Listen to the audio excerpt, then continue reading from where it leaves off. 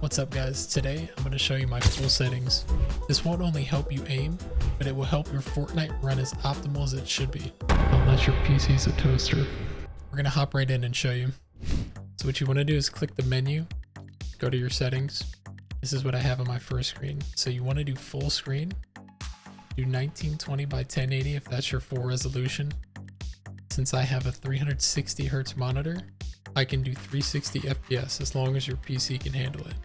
What works best for me is performance mode because it runs optimally when it is performance mode. The higher the graphics, the harder it's going to be for your PC to actually keep up. This season seems to be a little bit dark, so I like my brightness at 115, and then I do Triton up 1 because it helps me see through the storm a little bit. User interface parallax off. 3D resolution, what you want to do is keep this at 100%, or else your game's going to be super grainy and it's not going to look good at all. Nanite virtualized geometry you want off. View distance I like to keep far just so I can see certain items from a distance. If your view distance is near, it's just going to be blurred out and you can see like say it's a purple gun, then all you see is a purple light and you wouldn't see exactly what it is unless you marked it. Textures you want to keep it low. Meshes I like to keep it low. There are also some hidden tricks in here and I'm going to show you exactly how to get to them.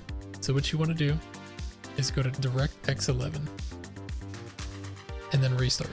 Okay, now that we're back in, go to the menu. Now that you're on DirectX 11, there are a bunch more things that you will see here. Now for the quality presets, what you want to do is set really all this to low, and then once you set it to low, it'll turn everything off, near, and low.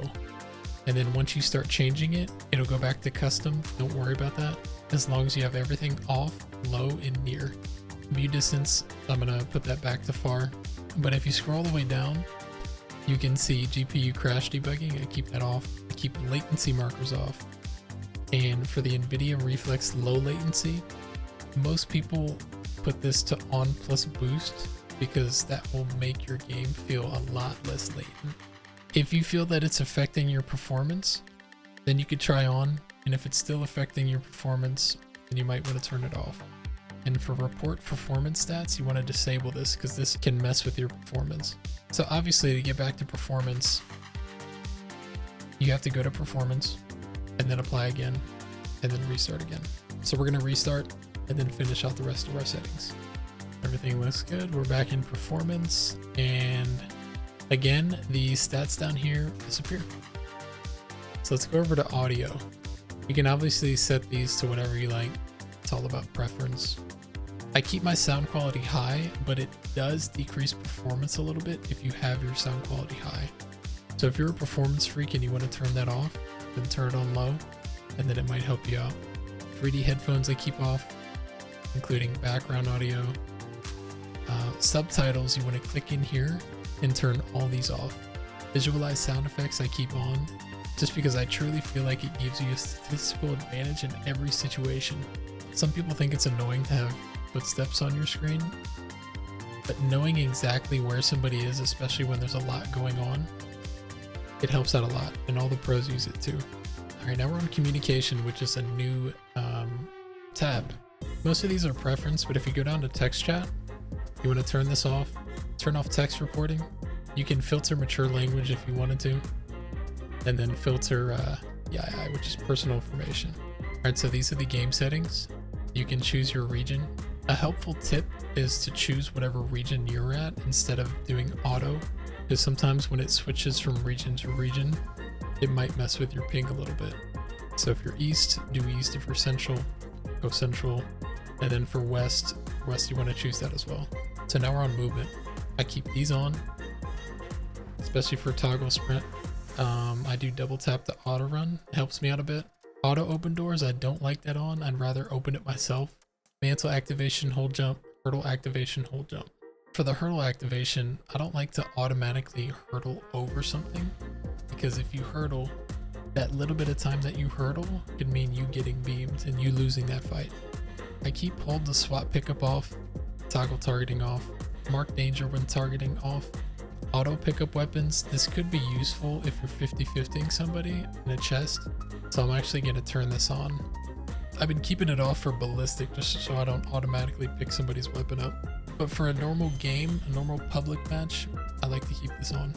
Now, preferred item slots. You can choose whatever you like, but this is what I'm used to. I do shotgun, util, consumables, and then AR.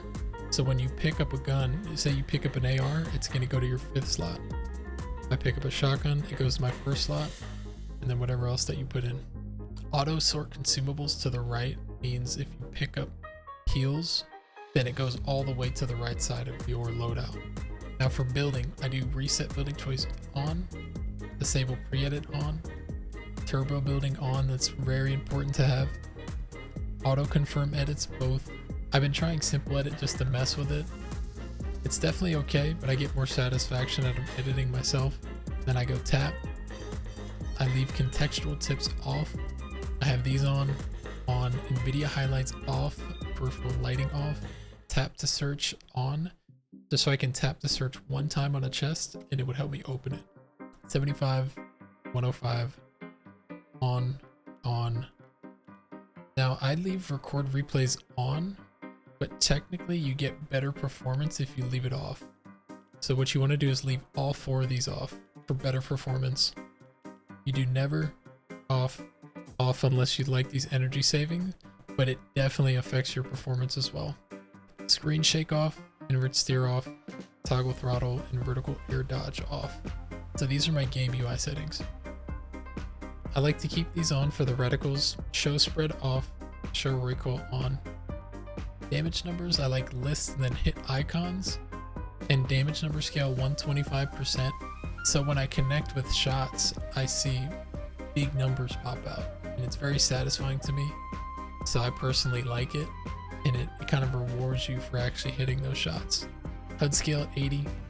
Most of these I like to keep on, but latency debug stats I turn off. And then the same thing with creative runtime performance stats off. Here is touch and motion.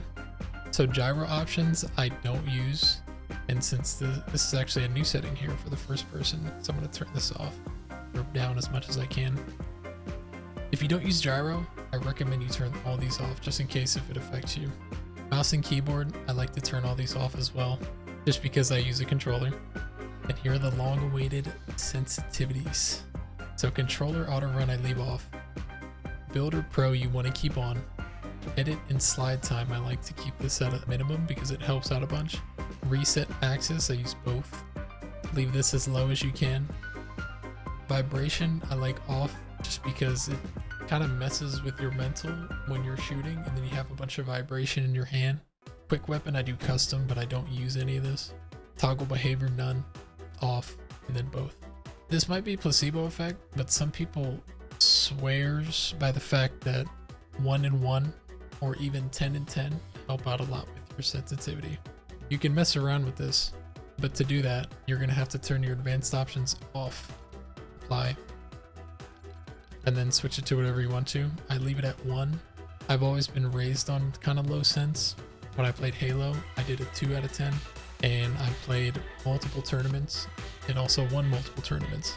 So for me, low sensitivity helps out a bunch, but I guess in terms of Fortnite, my sensitivity is not like super low, just so I can track people while they're shocking away or while they're doing any type of movement at a very fast pace.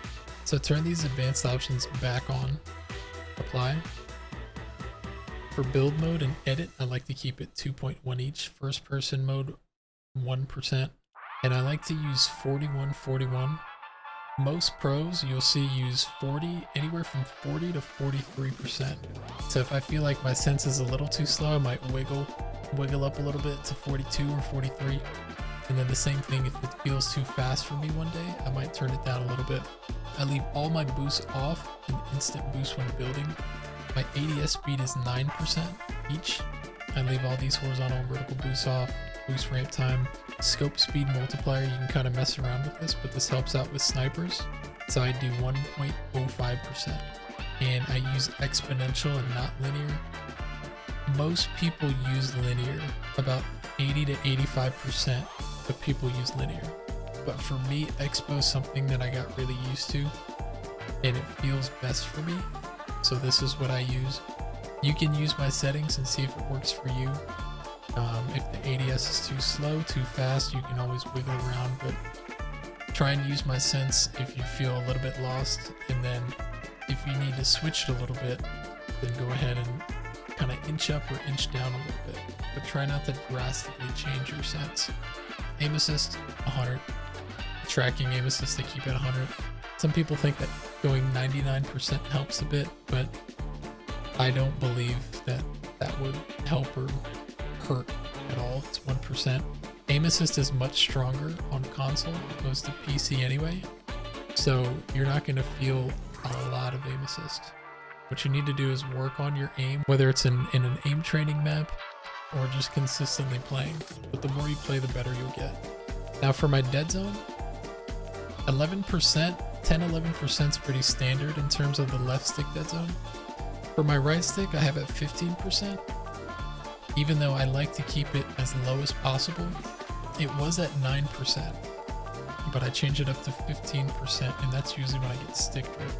So if I've stick drifted one of my right thumbs, that's when I have to move it up a little bit so I don't have stick drift anymore. Foot controller, I like to leave off. Some people think that it helps your aim a little bit if you turn it on and it affects something. I think it's placebo.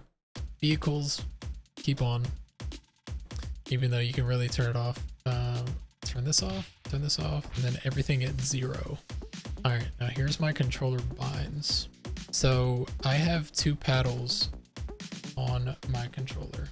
This one on my left hand is for jump. This one is for my sprint. So this is X on a PS5 controller. And then my sprint is circle, which would be B on a Xbox controller. So we have jump. My right stick is gonna be crouch, and a lot of times when I shoot, I'll like crouch up and down on my right stick while I'm aiming, because it'll make you a harder target to hit. And especially when I slide, all I have to do is click my right stick and I can slide. Movement is very important, not only in this season, but it has been for a while. So the rule of thumb for your controller is to keep your left and right thumbs on your thumbsticks. Whenever you take any of your thumbs off your thumbstick, your movement takes a huge hit. Not only your movement, but your aim, and you might miss a bunch of shots. So I'm just gonna scroll down for you. You can see the rest of my buttons.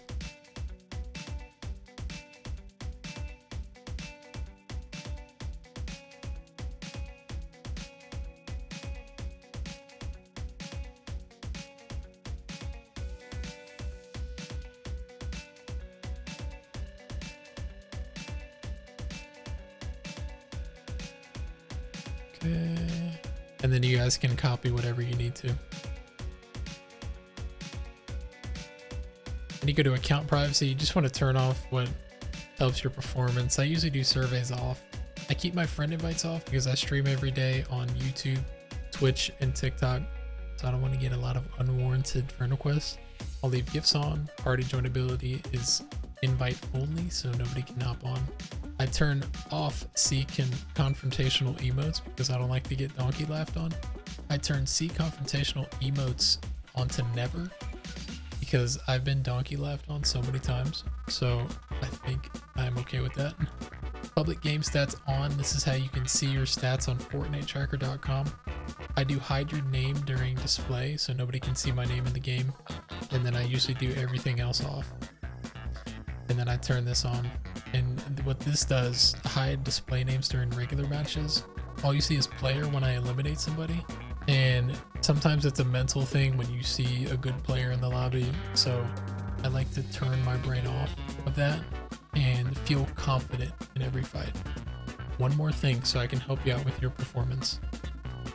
What you want to do is exit your game, open up your Epic Games launcher. What you want to do is go to your library and go to your options. Now these are the options that you want. You want to do pre-download streamed assets. And basically what this is so you don't see a bunch of default skins running around. It's already pre-downloaded. Helps your game out a bit. And then if you don't use all these, like high res textures, save the world, you want to turn that off. And then obviously this is required.